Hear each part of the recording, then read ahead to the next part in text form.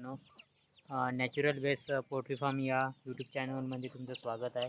मित्रांनो, तुम्ही बघू शकता हे तुरीचं बुसकट आहे आणि जेव्हा आपण तुरी काढतो केशरवर त्यावेळेस आपण हे बुसकट जे असतो तुरीचं गुटार ज्याला म्हणू आपण असंच फेकून देतो.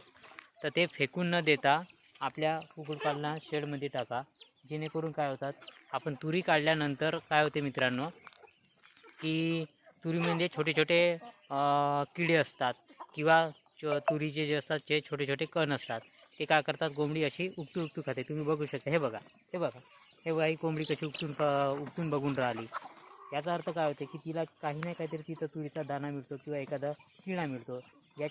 याच्यापासून सुद्धा ते आपलं स्वतःचं अन्न स्वतः शोधते. तुम्ही तिकडे पण बघू शकता, बघा तिकडे पण मित्रांनो बघा, ती कोंबडी आपल्या पिल्लांसोबत जी आहे ती खाऊन राहिली आणि त्यासोबत ती काय करून राहिली बघा बघा, ती आपल्या पिल्लांना सुद्धा शिकवून राहिली. बघा ते बघा त्याला, त्या पिल्ल्याला मिळलं बघा काहीतरी, त्याला हे बघा बघा बघा त्या पिल्ल्याला काहीतरी मिळालं आहे बघा.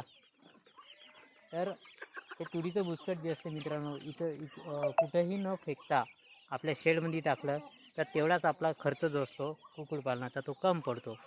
मित्रांनो, व्हिडिओ जर आवडला असेल तर व्हिडिओला लाईक आणि सबस्क्राईब करायला विसरू नका.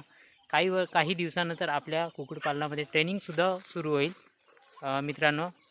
तर अशा पद्धतीने तुम्ही आपलं नियोजन केलं तर बघा, तुम्ही हे बघा हे पिल्ले कसे, बघा हे पिल्ले कसे उपटून राहिले, बघा मित्रांनो पिल्ले कसे उपटून राहिले, बघा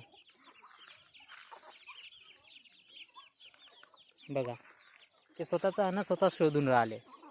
आपल्याला काही करण्याची गरज नाही.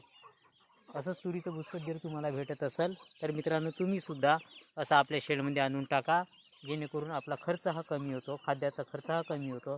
त्यानंतर पावसाळ्यामध्ये सुद्धा याचा उपयोग सर्वात चांगला होतो मित्रांनो, कारण पाऊस पडल्यानंतर याच्यामध्ये सर्वात जास्त किडे तयार होतात आणि ते कोंबडे जे असतात ते खातात. आणि मित्रांनो, व्हिडिओ तुम्हाला आवडला असेल तर खरंच नक्की लाईक करा. धन्यवाद.